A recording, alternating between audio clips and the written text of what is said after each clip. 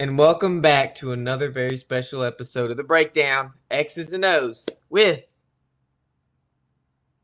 I guess, just me today. I'm not sure where Nate is. Well, I do know where Nate is. I'm going to let him tell y'all the big news about himself next week.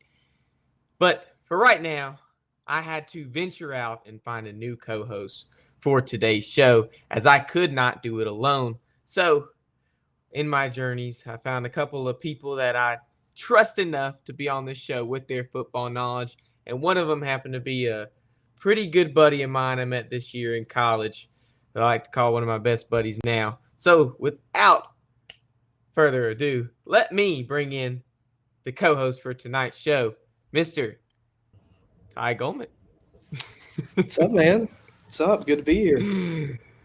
Ty, I usually let Nate tell me a little bit about his day. So, what's up, Ty?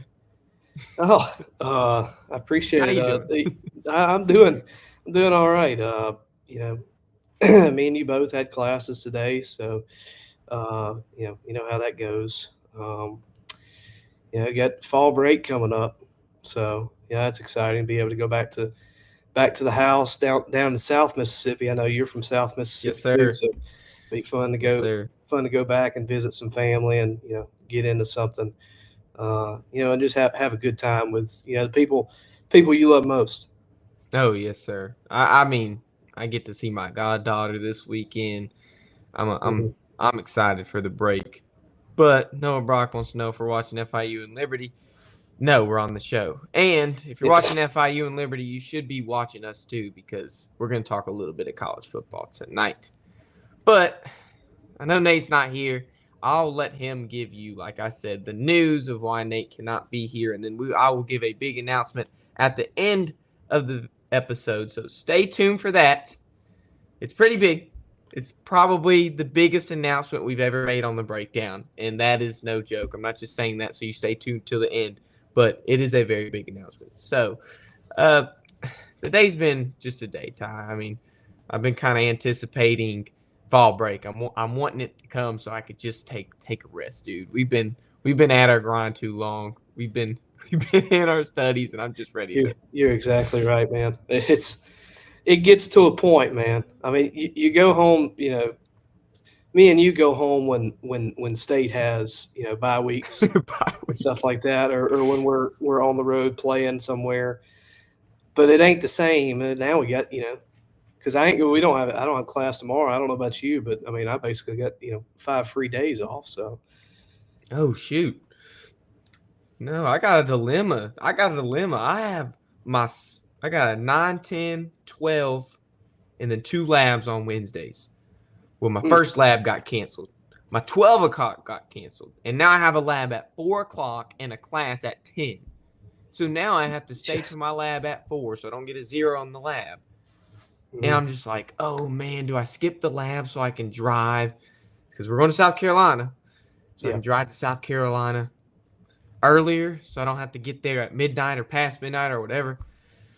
So I got to make a decision. I'll probably just choose school over driving earlier. So, yeah, it's an unfortunate thing. A lab at 4 o'clock is diabolical. Oh, dude, it ends at 6. It ends at 6. Yeah, that's just terrible, man. I know. But the only thing that's not terrible is we're going to talk about a little bit of football, Ty. Because when Nate's here, I kind of have the segments after pun related for Nate's, but when he's not here, I get to do it for my name. So the first segment of the show is going to be titled "The Devastating News." Hold up. I gotta have the sound effects. I gotta have them. So it's a clever name too. Respect. Yeah, for sure. Now, Nate's necessary notes is in place for this segment. We usually recap the past week of NFL, and that's exactly what we're going to do today. So week 5 of the NFL has happened. We had some very fun games, like some pretty good games we were blessed with this past week in college and NFL. Wait till we get to the college segment. But I'm going to kind of go in chronological order of how they happened. As always, here are the scores for every single game at the bottom of the screen. If you find your team while I'm talking about it, good observation. I'm glad you're staying observant while you're watching the show. But Ty, we had Thursday night, probably one of the greatest Thursday night games ever, and I hate to say it because you know who was in that game. 2 of our division rivals, the Falcons and the Buccaneers. So the Falcons ran away with this in overtime over the Buccaneers, 36-30. Kirk Cousins, he went 42 for 58. That's a 72.4% completion percentage, 509 yards passing, 4 touchdowns and a pick. And then old Baker Mayfield had 19 for 24, 79.2% completion, 180 yards and 3 touchdowns. It was a masterclass versus these two. I mean, it was like we were watching Brady and Rodgers, dude. It was crazy. I mean, I hate to say it, but it was so insane. Takeaways from the game, Ty. What you got? I mean, if you're an offensive fan, you dadgum love this game. I mean, it was fun to watch. Love seeing Kirk Cousins with a little swag. I mean, change, baby.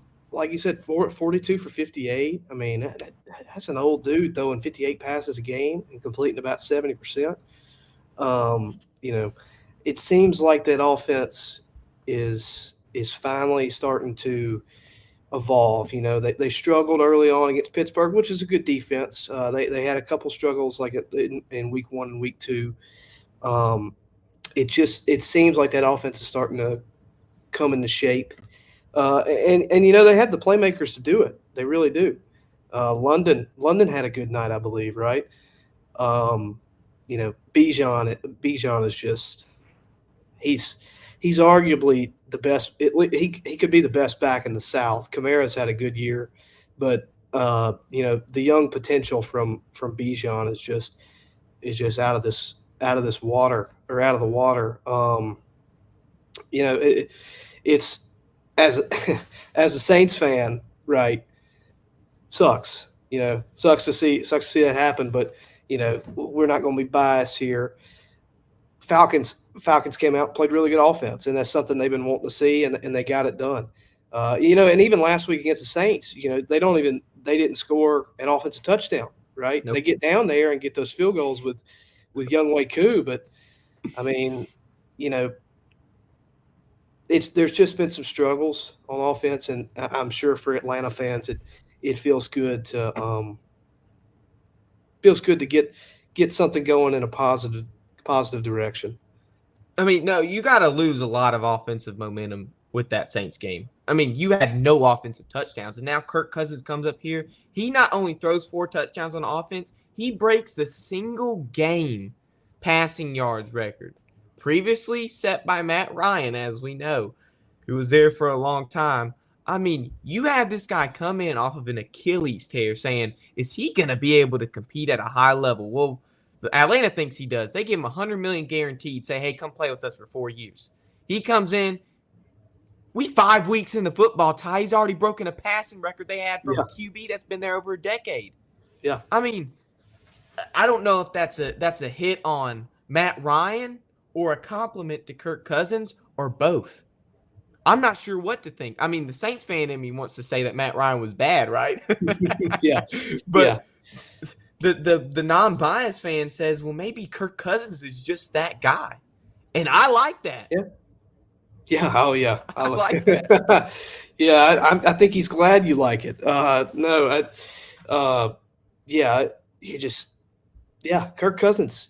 Great. Great. He's always been a quarterback that can get it done. Sometimes he's failed in big moments. Now, I mean, this year, you had the Monday night game against the Eagles, right? And that was a game where he comes up big. Uh, Big division game, like I said, like we were talking about last week. Not prime time, but it's a big division game, and you come out, and you're able to win that game in crunch time, and then same thing with prime time Thursday night. Another huge division game, and you come out and find a way to win that ball game, score a touchdown late. Kadero Hodge on the reception, big play. Shout out Kadero, native Mississippian from Zelo, Mississippi. But no, I mean, He put on the Jets for that like one. I said, go ahead. I said he put on the Jets for that last touchdown. He did. I mean, he's an older dude. I was sitting there like, "Dadgum, man." I mean, he really did. I mean, he split some defenders. You're right. He put on the Jets, and that's like I said earlier, Falcons fans were looking for or just some good offensive play, and they most definitely saw that. Oh, they got it. But we saw not one game go into overtime. Mm-hmm. We also saw another one go into overtime. And it was also another division game. And I was like, this game's going to be close. This game's going to be close like bread on butter, baby. I mean, it's just going to be so close. It was Ravens and Bengals. They go into overtime. Ravens end up winning 41-38. Lamar Jackson they're saying he's going to win his third MVP. He goes 26 for 42, 62% completion percentage, 348 yards passing, 4 touchdowns. And Joe Burrow, 30 for 39, 77% completion percentage, 392 yards passing, 5 touchdowns and a pick. Dude, that game was phenomenal to watch. I was over at my buddy's house, and it's before 12 o'clock. We're deciding what game to put on. I said, put on that Ravens-Bengals game because it's going to be hot. And I'm thankful we did because it was beautiful. And, yes, we watched it on Meth Streams. It was a certified Meth Streams classic. Well, now the Bengals tie. My question is that what I really want to talk about for this game, the Bengals now fall to 1-4. And we've seen the Bengals be really the only kryptonite for the Chiefs in the postseason. Does this now 1-4 start ruin, if not completely take them out of playoff contention? I don't think so. You look at how Joe Burrow played Sunday afternoon. Thought he played. I mean, he played well, other than the interception. That was a crucial interception at that point in the game as well. Tried to hit. I believe that was Chase and stride, and it was just jumped perfectly and picked off. But he has a great game, and the botched hold. You get that hold down. That kick really wasn't far off, and you get that hold down. Things might be different, and the Bengals might be walking out of this 2-3 in a division win that's important. I don't think that it's gonna affect their playoff chances. I think should be a wild card team. The Ravens are the premier team in that league or in that division. I still think they're good. Lamar, again, he made some incredible plays, and Lamar's Lamar. I think they'll fight for a wild card. The Browns aren't very good. Steelers are kind of in the middle, kind of how they've been for the last couple of years now. I think they'll fight for a wild card. You saw Joe Burrow the other day in his press conference say they're not, where they've been. They're not a championship caliber team, and he's right. They've lost a lot of close games, and championship teams and teams that succeed win close games. I believe that's 3 or 4 one-score games that they've lost to start the year. Um, I think they have the talent on that roster. Um, I think they're starting to run it a little bit better. I think Burrow himself is a really talented quarterback and one of the best quarterbacks in the league in terms of just reading a defense and being able to dice them up. Uh, I think they're going to be okay. I think they're going to fight for a wild card spot, and who knows with the two receivers on that team and the way Burrow can dice people up and the Bengals, they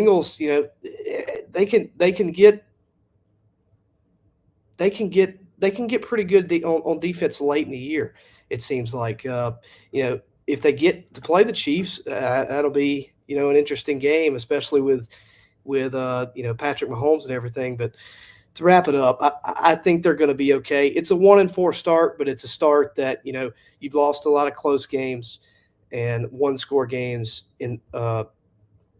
I think a couple plays go your way, you're looking at a 3-2 start instead of a 1-4 start. Now, if you go back to Thursday, my prediction was Evan McPherson was going to win this game. At the end, I didn't tell you it was going to be the fourth quarter overtime. I was like, he's going to win this game with a field goal at the end. And I was setting up. I was like, oh, this prediction will be right. And then he misses it. And I'm like, okay, well, you just gave the Ravens the game pretty much after you. That was your one and only chance. That was your one and only chance. So they messed up. But although I made that prediction Thursday night, we had a pretty good game Sunday night. Like I said, we were just blessed this weekend with some good football. Now, Sunday night, the Cowboys went to Pittsburgh, played the Steelers, ended up having a weather delay. So we didn't really get to see the game until 9 o'clock our time Central. Mm-hmm. And it was supposed to start at 7:15. And it didn't happen until after 9. So I was prepared to stay up and watch this game. Because, we big Dak people. Although I don't like the team he's on, I still like to root for Dak. Now, the Cowboys beat the Steelers 20-17. And both teams are now 3-2. Now, I watch a lot of ESPN and NFL stuff and college football stuff. And one of the big kind of takes was if the Cowboys cannot win this game, if they start 2-3, and now we just said the Bengals 1-4, they could still make the playoffs. If the Cowboys start 2-3, they're not making the playoffs whatsoever. So I kind of want to get your takes on that. I actually have the last play of the game, which is kind of cool. I have this for us. So it was 4th and goal. The Steelers had taken a timeout to defend this play, and Michael McCarthy just drew up a perfect 4th down conversion for a touchdown to win the game in the last seconds. But do the Cowboys have a chance for the playoffs, man? After this win, I mean, the Steelers have looked so dominant on defense, and to have this win it's huge for the Cowboys. Yeah, it is. It's a big win. You see that play right there. I mean, they draw it up perfectly. A kind of a long developing mesh route with some receivers kind of going over the middle. You have some defensive backs run in. Offensive line holds up. And Dak makes a good throw. I was happy for him. Like you said, we're Dak guys. He did big things for us here at State. So happy for him anytime things go well. Cowboys and playoffs. I think they could. There still is a good bit of talent on that team. I think they have a tough schedule. They have a tough schedule, and they have an unexpected division rival that's played some good ball over there in the Washington D.C. area. There, the Commanders. They played some good ball, and that the Eagles are still they're still one of the most talented teams in the NFC. I definitely think that they still have a chance. One of the things that I've talked with my dad about this. Even it feels like they're missing a run game. It feels like they're missing a run game, and it you lose Pollard, right? you lose Pollard, and you don't really make a effort to go get anybody. You go get Zeke, but I mean, I just feel like I hate to say it, but I just feel like Zeke has lost any sort of burst that he had when he came out of Ohio State, and in those first 3 years that he had in Dallas. Um, so and you have so the running game has been a concern, and I think Dowdle had a good game. I think he had 20 carries, had 80 something yards. I think it was 83, and he had a couple of good run plays that uh, you know had good gains, and he caught that touchdown pass on the sideline that Dak threw rolling out to his right. So he was active in the game. I think Dowdle is somebody that they'll look to more, and I think they're going to have to. It just depends on depth at that position, and it's kind of the same with their offensive line. I don't think they're as confident as where they were depth wise with that offensive line, as they've been before. You lose Smith to the Jets. That's a big hit. That's a vet. That's a really good tackle. You know, it's been a struggle early for Dallas. And the defense has it's been meh. I mean, really, the Saints game was ugly, 100%. The defense hadn't been as dominant as a lot of people think that they should be.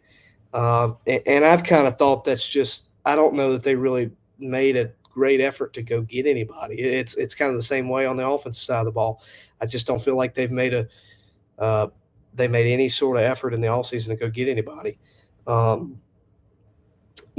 I think they can make the playoffs.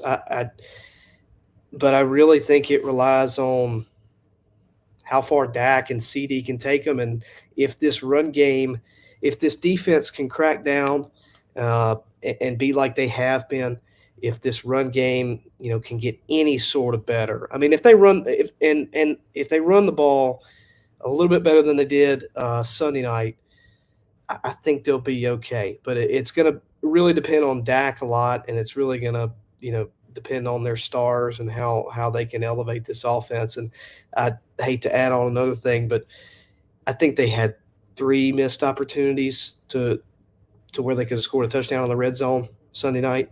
They got to get better in the red zone. Got to get better at being able to convert and score touchdowns in the red area when you're deep in opponent's territory. But I think they can. I think they can find a way to make playoffs. Now, the Cowboys are going to cowboy. They do not make moves in the offseason. And I've said this before. I'll say it again. If you look back at that game before that game even happened, Tony Pollard had more rushing yards in the season than any of the Dallas Cowboys running backs combined before that game. And that just shows you, okay, well, you just lost somebody who brought you production, didn't only have a rushing game. He returned kicks for you. You didn't have to worry about your return game. He was returning kicks. Him and Turpin were returning kicks. You didn't have to worry about it. But as long as the Cowboys, they could have Tom Brady on their team. As long as the Cowboys have Jerry Jones as an owner, they will not see a championship in the future. He is the only person holding them back because you cannot have a regular season. The football goes a whole year. For Jerry Jones, the regular season is the whole year. You cannot have a whole year of football be a regular season. You have to make moves. This is why there's an offseason. There's a draft. There's a combine. There's a free agency period. You have to take advantage of every single ounce of opportunity you get to build your team. And Jerry Jones doesn't do that. He does not like to spend money where it should be spent. So if the Cowboys go to the playoffs, I doubt they will go to a championship. They'll contend for a championship because Jerry Jones is there. And I want to say Michael McCarthy. I want to say I agree with you, but he's been to a Super Bowl before. So to say he's not a championship type coach, he's been there before. Yeah. So I don't know if I can say that. I'm with. I mean, yeah, yeah. Maybe just not a championship level front Staff. office. Front Yeah. office. I mean, and you're right. It's consistent. They just don't go out and get anybody. It's great that they pay their perennial stars, Dak and CD and that and um, they got. I just feel like they could be so much more aggressive in the off season, and they just hadn't done it. Well, I'm glad you hopped on for the devastating news because you're going to stay for the next couple segments, Ty. And so usually this is we'd usually be swimming with the Loch Ness, but the Loch Ness isn't here today. So for today, we're just unlocking some answers those might have in some NFL news. So there's a topic that I have been very, very excited to talk about. So today, the Jets have officially, as the sources tell us, it's happened. They fired Robert Saleh after their 23-17 loss to Minnesota in London. The Jets are now 2-3 for their start. So Saleh was hired in 2021. His record is 20-36. Not good, but if you compare it to other Jets head coaches, it's the best in recent memory. This is the first time the Jets owner Woody Johnson has fired a head coach mid-season. Now, he's been there 25 years, and we have seen some bad coaches in New York. And for this to be the first time it's happened is alarming. Mm-hmm. And we're going to talk about why we think it's the first time it's happened. Now, I'm going to give you some kind of information. Robert Saleh, keep in mind, is a defensive-minded head coach, okay? The thing was, it's been the past couple years, the Jets have been a playoff contending team without the quarterback. That's been the narrative, okay? Will you bring in a quarterback? Robert Saleh said, okay, we're going to take Aaron Rodgers. He's this veteran. We're going to bring him in. He's going to bring us to the promised land, okay? Aaron Rodgers says, hold up. I want an OC here that I can trust. So what did the Jets do? What did Robert Saleh do? He hired Nathaniel Hackett, the OC, okay? Their defense has never been the problem. Robert Saleh is a defensive-minded head coach. They have to keep their offense in check. That's what they've been having to do every season. Hey, we need to improve on the offense. How can you improve a quarterback who's already been in the league 20 years? He's over 40 years old. How are you supposed to develop him? You can't. You have to trust him for being a 20-year veteran to improve your offense, which you brought him to New York to do. Not only did you bring him, you brought him the OC he wanted. You brought him the offensive coordinator he wanted in New York that he whined about. So now you have fired a head coach that not only brought in to try to solve your offensive situation, who is not an offensive head coach. He brought in somebody that knew offense, a 20-year veteran like Aaron Rodgers, and now he is fired from New York. Why? Why is he fired from New York after trying to solve all the questions every analyst, coach, fan had in New York for the Jets? Why? What happened there, Ty? I don't know. I thought it's a little premature. 2-3. They lose to teams like the Niners and the Vikings. Those are good teams. Even with Niners being injury riddled, and but the Vikings though, they've proved to be great. I don't know. I really couldn't tell you why. I was kind of surprised this morning. It kind of caught me off guard. I think it caught the whole NFL world off guard. And the others, and it just defense hasn't been the problem, and he's the defensive guy. What do you? And he's gone, and they've made moves. They've made moves to try and get better, unlike what we just talked about with the Cowboys. they've made moves to try and go get better. It's not like last year is just last year. That was kind of rough. I mean, you lose your you lose Aaron Rodgers, not even a full drive into the ball game of your campaign. I mean, how could you ever predict that? Uh, they've got good pieces on defense. They've went and signed a lot of guys. They've I don't know. I feel like he's tried to make the effort. And they start 2-3. Like I said, with two losses to some good teams. Uh, you know, I don't know. I just feel like it's premature. And like I said, the defense was the defense was good. Defense is one of the best in the NFL, and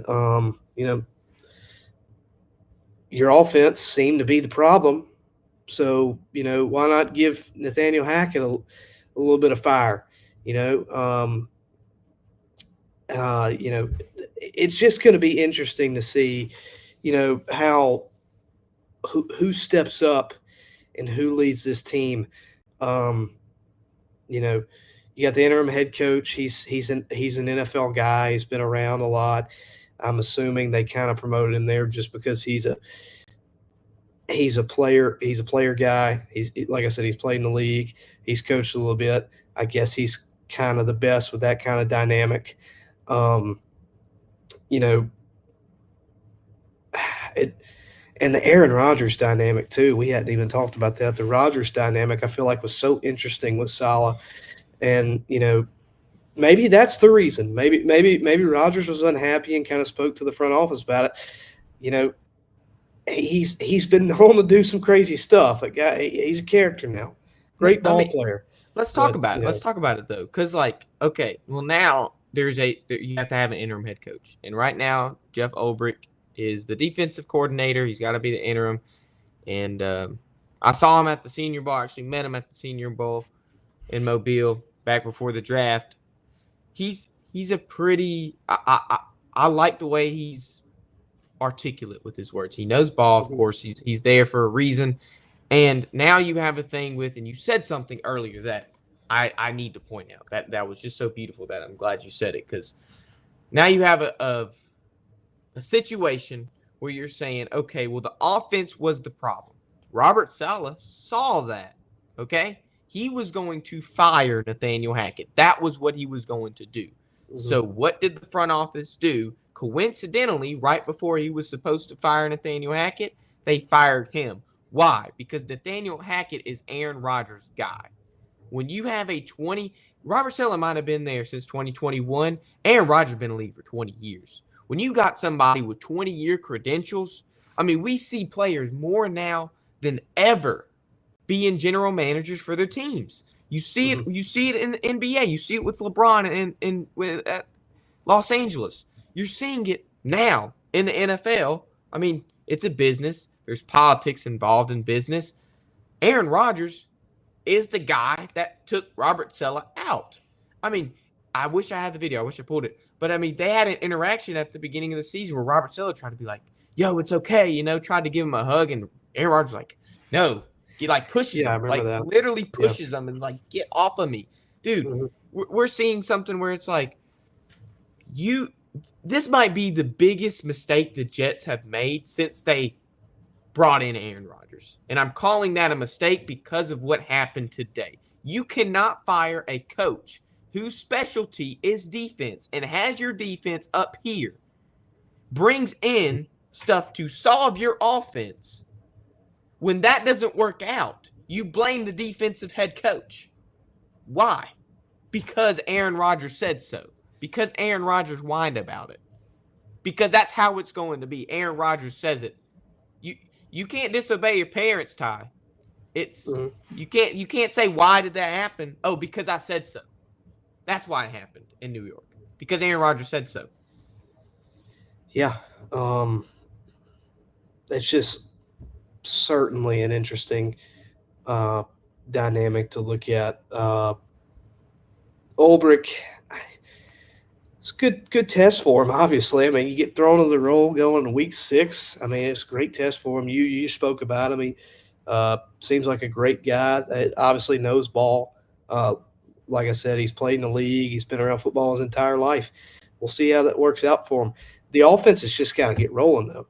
And Ulbrich was a part of that. Ulbrich was a defensive coordinator, so he's a part of that. It's not like Saleh's just calling the defense by himself. Ulbrich has some ideas, and he brings those in. But Hackett and Rodgers and company have got to get the offense going. That's the one thing I want to examine with the Jets. I mean, you throw 3 picks last week. Come on. I mean, you fire your head coach because of it. I mean, I don't know. They got to get something going, and the running game too. You've probably noticed last 2 games, it's definitely taken a dip. I know. That Broncos game was basically a monsoon, but you want to keep the ball on the ground during those types of ball games, and they didn't rush it they didn't run it that well last game, and they didn't run it well at all.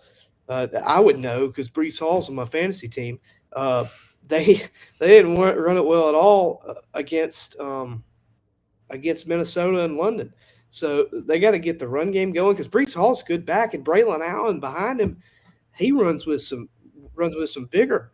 Dude, he's younger than me. Back. Yeah, he's younger than me. He's a young dude. I mean, he runs intense.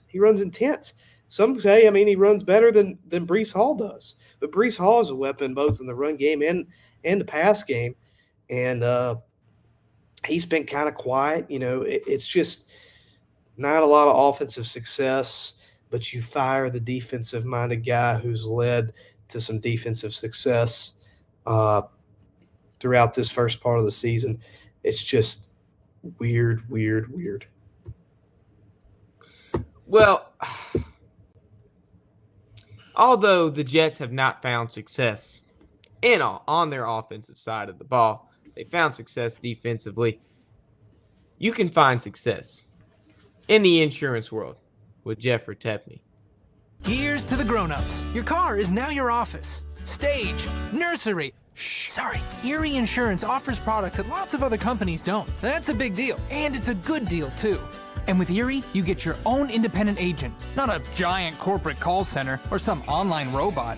You meet with a real person, like this. Your local Erie agent is Building Block Insurance Group. Get a quote today at 704-464-4544. Erie Insurance. And when you call Jeffrey Tepney at 704-464-4544, go ahead and ask him why Robert Saleh was fired from New York and see what answer he'll give you. Goodness gracious. Just a shock. All right, Ty. Just a shock. Let me I have something in my ear. I don't know if you hear something. I think I hear something, Ty. I don't know. I don't hear it. Oh, I hear it. We ain't gonna get messy today, Ty. We gonna eat a little gravy with C. Davy for tonight's spring segment. And we're gonna be talking about college football. We always save the best for last, and this is That's what right. I love talking about the most. Although NFL pretty much brings us all the news, college football to me is just that's where the money's at in my mind. Not literally, but like my money. That's where I'm putting my money into college football. So, for the first time ever, 2 top 5 AP teams in the SEC and in teams in general have lost in the same weekend to unranked teams. Alabama lost at number 1. Tennessee lost at number 4. Now, let me give you some history, Ty. When we were watching these games Saturday, I was like, oh, man, why are all these teams getting upset? I wonder what the record is for the most ranked teams to lose in a single week. Well, I have it right here, Ty. Do you think this past weekend broke the record for the most AP teams that lost in the same weekend? Uh, What's your guess? I know 2007 was an insane year. I'm going to say no. On September 28th and 29th of 2007, 7 top 25 teams of Associated Press lost. How many teams lost this weekend, Ty? I don't want to sit here and do the math. I mean, I got on the thumbnail. You just got on the thumbnail. I can cheat and get on my phone here. No, you said 7 to 8. Was it 9? This past weekend tied the record at 7. So 7. now we have technically a new record. This past weekend, 7 teams lost. Now that's number 1 Alabama lost 40-35 to Vanderbilt. Number 4 Tennessee lost 19-14 to Arkansas. Number 9 Missouri lost 41-10 to the number 24 team in the country, Texas A&M. Number 10 Michigan loses 27-17 to Washington. Number 11th ranked USC loses 24-17 to Minnesota. Louisville, ranked 22 in the country, loses 34-27 SMU. And finally, the last 25, UNLV loses 44-41 to Syracuse in overtime on Friday night. That was a real fun game to watch. Yes, I love Kyle that. McCord comes in, transfers from Ohio State to Syracuse. And he's been putting up big numbers up there where the Oranges play. Now, Ty, we now have a college football format of 12 teams. These teams that have just now lost, if it was last year, they're thinking to themselves, oh, I'm not making the playoffs.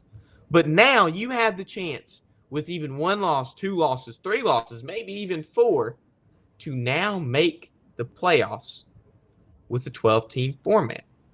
Now, 4 conference winners for P4 will be lock-ins. The best group of 5 team in the country will also be a lock-in. So that leaves 7 teams. And we just had 7 ranked teams lose this past weekend. What do you think the chances are someone like Bama or Tennessee or even Missouri can make it back to playoff conversation so their dreams aren't shattered? We'll start with the first team. First team you talked about. I see Noah there. Kyle McCord reference. Yeah, he's played great this year. No, we'll start with Alabama. Man, it just felt like Vandy just they just did whatever they wanted to. Make 40. You just look at that as a college football fan, knowing Vandy the last however many years it's been. They've been bad a while. We can just be straight up honest. They've been bad a while. And you look at Bama, and you obviously know everybody knows the dominance of Alabama. You look at 40 points. Vandy puts up 40 on Alabama. That's just it's just insane to think about. Vandy had their way. Good props to Vandy. They're a good team. About a minute shy of being 5-0. You have that heartbreaker to Georgia State. It's hard to believe Vandy's the same team that lost to Georgia State and also beat Alabama. That's for another thing, but Vandy, good team, and they really exposed some defensive weaknesses from Alabama. Alabama is just it seems like they run a lot of the same stuff and a lot of cover one man. That's really what it was like, and Vandy just schemed them up all day. So Diego Pavia. Yeah, Pavia's great. He's great last year with Mexico State. He's got, Jerry Kills, his offensive coordinator, who was at Mexico State last year. So that's, obviously that relationship is great. Pavia's been good. But back on Bama, they're still an incredibly talented team. Obviously, a bunch of those guys be in the NFL, no doubt. A lot of Bama fans – I just can't imagine what it's like. I haven't looked on the message boards or anything, but I'm sure they're calling for DeBoer's head.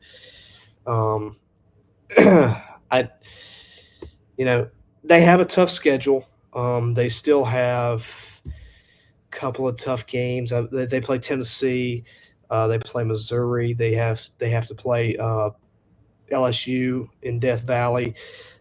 There's some tough games on their schedule, and I said this at the beginning of the year. Bama's got to realize they're not just Bama anymore. It's it's different. You lose Nick Saban, and you have a whole new regime there.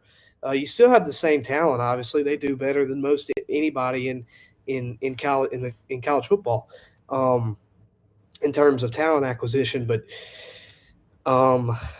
they've got to realize there's other good teams out there. There's good teams in this conference. You know, they've got a tough schedule. It'll be interesting to see. Obviously, having that tough schedule helps with strength of schedule for Alabama. I think there's some games they can win. At LSU will be tough. LSU usually catches their stride mid-season with Brian Kelly. So we'll see. I think Bama should definitely be in the running for making the playoffs. They're still a good team. This is a shocking loss. It was a shocking loss because nobody expected. What was the spread? It was like a 20. Oh, dude, it had to be upwards. It had to be It at was least like 15. a 25-point spread. It had to be at least 15. Yeah, but no, and then you have Tennessee. Tennessee's got to play Georgia and Alabama. Let's stay on Alabama. I want to talk about you mentioned their schedule. Yeah. And so if we go back to the week prior to Vandy, Alabama looked untouchable. They looked like nobody could beat them. I mean, you have a team like Georgia who's coming in hungry. They just got snubbed from the college football playoffs, number 5 ranked team in the country. They beat Florida State like 63-3, largest deficit in bowl history. I mean, and they just had the largest deficit in playoff history the year prior to that when they beat the tar out of TCU. And now they're coming in saying, we're hungry. There's no way anybody can beat Carson Beck, front runner for the Heisman going into the season. And Jalen Milroe shows up. Now, every year the breakdown has an official Heisman pick before the college football season starts. Last year it was Jaden Daniels. This year is Jalen Milroe. And this past week, I can confidently say that Jalen Milroe, although he's still up there for my Heisman pick, just because one game happened doesn't mean he's going to lose his Heisman. He didn't play bad. He just had a huge Heisman moment last week and then completely does the opposite to next week to Vanderbilt. You played Vanderbilt worse than you played Georgia last week. I mean, you were pumping the brakes towards the end of the game, but if you never pushed the brakes, Bama would have scored 60 on Georgia. And now you come into Vandy and let Vandy score 40 points on you? Are you kidding me? I mean, this was the Vandy, as college football fans, we know that we're the bottom of the barrel in terms of Power 5. We have seen Vandy consistently be the worst team in the SEC. Well, not anymore. They just beat the best team in the SEC. And now we have to say, okay, well, is Jalen Milroe going to be the guy to win Heisman? And that's kind of what I'll talk about next. Who's going to be the guy that wins Heisman? Maybe if Jalen Milroe isn't the guy, is it Travis Hunter? Maybe Ashton Jeanty. We can talk a little bit about him. He's looked good. What do you think? Does this ruin Jalen Milroe's Heisman chances at all for this game? No, I don't think so. I think he's still fine. He played fine. They put up 35 points. Okay. Obviously the pick 6 at the beginning of the game, it was a contested ball. It just took an unlucky pop in the air. You can take that as you want. He like exactly what he just said right there. I mean, he puts up 35 points and he puts up those numbers. When your defense is that daggum predictable, Vandy's going to scheme you up 24/7. And Georgia started to pick them apart late in the ball game. Bama just had one of the most impressive starts ever, like I've seen in a long time from a defense in any kind of football game last week against Georgia. But from the get-go, I mean, Vandy controlled the clock. It was an astounding number of minutes that Vandy had compared to Alabama. I think it was like a 40-20 ratio. I'll pull for you real quick. It was a 42 minutes of the game Vandy had, and 18 minutes belonged to Bama in time of possession. Yeah, so That is insane. Close there to 40-20, 42-18. I mean, that is insane. When you control the ball like that and you can score and take advantage of your opportunities, Connor, this also supports and they did well too. This also supports the time of possession thing you want to look at. I think they had like 16 third down attempts. They converted like maybe 12 of them or something like that. Oh, they had 18 third 18? down opposed to Bama's 7. Yeah, they controlled That almost triple. Yeah, they controlled the clock. Vandy just really, and it's crazy to say, they just manhandled them, and that was all on the defense. You can't. I just really can't. I can't fault Milroe too much. You can say with the pick six, that's fine. I understand that, but it's a touchdown. It's a touchdown. The amount of talent on that Alabama defense, and don't even get me started on Malachi Moore. I mean, that was just what he did at the end of the game was ridiculous. And I know one thing: under Nick Saban, what Malachi Moore did with kicking the ball at the end of the game and throwing a hissy fit, that would not fly. I mean, Nick Saban, dadgum, might have left him in Nashville, and they might have just went to Tuscaloosa without Malachi Moore. That was embarrassing. And it makes you wonder a little bit about the culture at Alabama. Maybe they're not as disciplined with DeBoer. I think it's too soon to really criticize him. Obviously, he did well with Washington, and I think he'll be fine with Bama as long as it's simple. Bama's always going to be there. Bama's always going to have the money. Bama's always going to be able to compete in football no matter what. I think he'll be okay. But the Malachi Moore thing does make you worry a little bit about their culture there. But no, I think going back to the original point, Milroe will be okay. I think he'll be okay. He'll have some opportunities to shine in some big games like LSU and Tennessee, Missouri. They also play Oklahoma as well. The Iron Bowl is always interesting regardless. It's kind of like how the Egg Bowl is. Auburn doesn't look too good right now, but when State doesn't look too good and Ole Miss looks good, it's kind of like last year. State, only loses the game 17-7, and we had a lead at one point. So Iron Bowl is like the Egg Bowl; it can go either way. So a couple of big games that he can shine in. I think he'll be right up there. In the his Heisman campaign. For the sake of the breakdown's official Heisman pick of 2024, I hope Jalen Milroe wins it, because then we will be right 2 years in a row before the season starts. Yeah. 2 for 2, baby. And good pick last year. Yeah, it was. I was big on Jaden Daniels. It was a big He's thing. certainly doing it now on the biggest level now too, man. Yeah. Don't get me started on that. We might have to go 2 hours. But no, I appreciate you getting on. We're gonna end the little eating gravy with C. Davy so that we can, what I like to call, you might not like this, but towards the end, when I play a little bit of the spiritual music to get into the last segment, I always call it channeling my inner Ricky Williams. It's a big thing. I mean, it's fine. It's fine. I get it. The first time we did it, you're cool. Ricky Williams, we just talked about Ricky Williams because that was like one of Nate's buddies, and I was like, yeah, he's kind of like Rasta, and like he meditates and does yoga a bunch and stuff. And I was just like, you know what? I just want to channel my Annie Ricky Williams. After we get a little messy or we eat a little bit too much gravy, we just need to channel a little Annie Ricky Williams. So Nate usually does this last segment. Sometimes I hop on when I just have something on my mind. But today, since Nate's not here, I'm going to be the guy to do it. So, Ty, let me introduce to you new week, new chapter for the end of the show.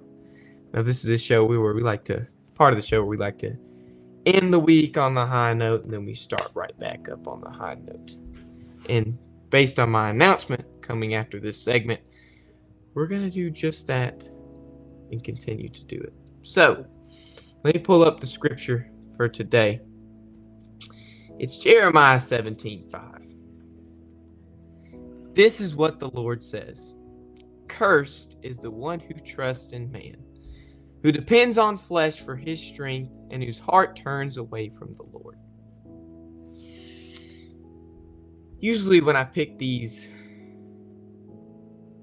quotes, I have something on my mind and I kind of pick the Bible verse to go along with it, and then I kind of try to mesh it together. And this time it was just like, it kind of went together perfect. It was just kind of like a perfect realization of, okay, well, I have this to talk about, and then I have this Bible verse, and I just kind of put two and two together. And if you look at it, the Lord's pretty clear. He's like, well, cursed the one who trusts in man. And so I kind of had an epiphany moment where I just kind of get in the shower. You know, you kind of just get by yourself. You're in your own thoughts. And I just started thinking, you know, I'm looking at myself. I'm looking at myself in the morning in the mirror. I'm looking at myself in the mirror when I get in the shower, after I get in the shower, when the fog clears up and I just see my face and my wet hair, and I'm looking at myself and I'm asking myself this question. Am I the man I want to be? Or am I the man I wish I was? And so I look at myself and I'm like, okay, Connor, well, that really means the same thing. What do you mean by that? You want to be this, but you wish to be this? What are you talking about? And so if you dissect it, the person we want to be is the person we will strive to be, the person we will try to be, to work hard to be, to do whatever it takes to achieve. On the other hand, you have the person you wish to be. Think about it. If I wish for something, that means somebody else will give me what I'm wishing for. It has nothing to do with myself. I don't work hard to get it. I'm gifted it, just about. I wish for something. It is a gift from somebody else to me. I wish to be this. I wish to be that. Or I want to be that. If I want something so bad, I'm going to go and take it. If I wish for something, okay, when am I going to get it? I wish to be able to dunk a basketball. I wish to be able to do this. Well, how's it going to happen? I don't know. I wish to have this. Well, how are you going to get it? I just want it to show up on my doorstep one day. But if I want something so bad, if I want to be the man I want to be, or if I want to have something that I've just so perfectly desired, I'm going to go everything in my power to grab. And so what God says, to tie it into the verse, what God said, he says, curse is the man. Oh, I didn't forgot the quote. Curse is the one who trusts in man. Perfect. Excuse me. Oh, you're good. So what we can say is, look, God asked us to be independent from flesh, but to be dependent in spirit. And I'm going to say that one more time, just so you can get it into your bones. Independent from flesh, independent on spirit. Because when we are independent from flesh, independent from spirit, that is when we will become the people we want to be. The people we look in the mirror, we can confidently say at the night and say, that is the person I want to be. When I look at myself before I get in the shower, when I wake up in the morning, I can put a smile on my face and say, that is the man I want to be. Not the man I wished to be. That's not who I wish to be. That's the man I strive so hard to be at the end of the day, at the beginning of the day. And so that gives you a sense of pride. The person you strive to be, the person you work so hard to be. You were so strong in your faith. You were so strong in spirit that you can finally, confidently, with the whole heart say, that is the man I am. That's the man I wanted to be, and so that is the person I am. I listened to a song today by the Red Clay Strays, and one of the verses was like, they say faith can push a mountain, but right now I feel like I'm on the climb. And when I heard that today, I was walking to class and I said, oh my gosh, you know, sometimes we feel like our faith can be so strong, we can literally push a mountain. But right now, I feel like I'm the person that has to climb it. I feel like I'm the person that I don't know when I reach that summit. I don't know when that summit's about to come up.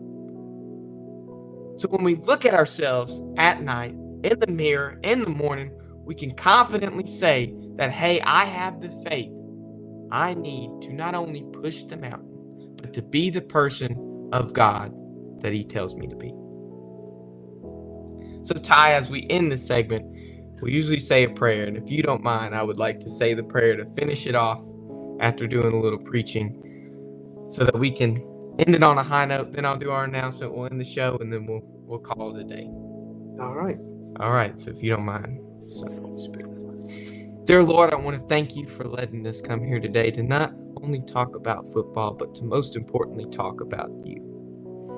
I pray that when we go to our travels for fall break, you keep us safe. You watch us over the weekend and for the week, and make sure that in every moment we live on this earth, we glorify you. Because the point of us living here is for you, Lord, to grab something, to achieve something after life, because there is something after life, and it's you. So I pray that you watch over people who are just struggling in their plan, Lord, and your plan for them, and so that they find it, that they know that there is light at the end of the tunnel. I pray that they eventually can have that faith, that spirit in you, Lord, that they can push that mountain. They can push the mountain as far as you need them to push it, and so they won't be tired of climbing that mountain every day. I pray that they can finally look themselves in the mirror at night and say, that is the person, that is the man, that is the woman, that is the child of God that I want to be, that I am now.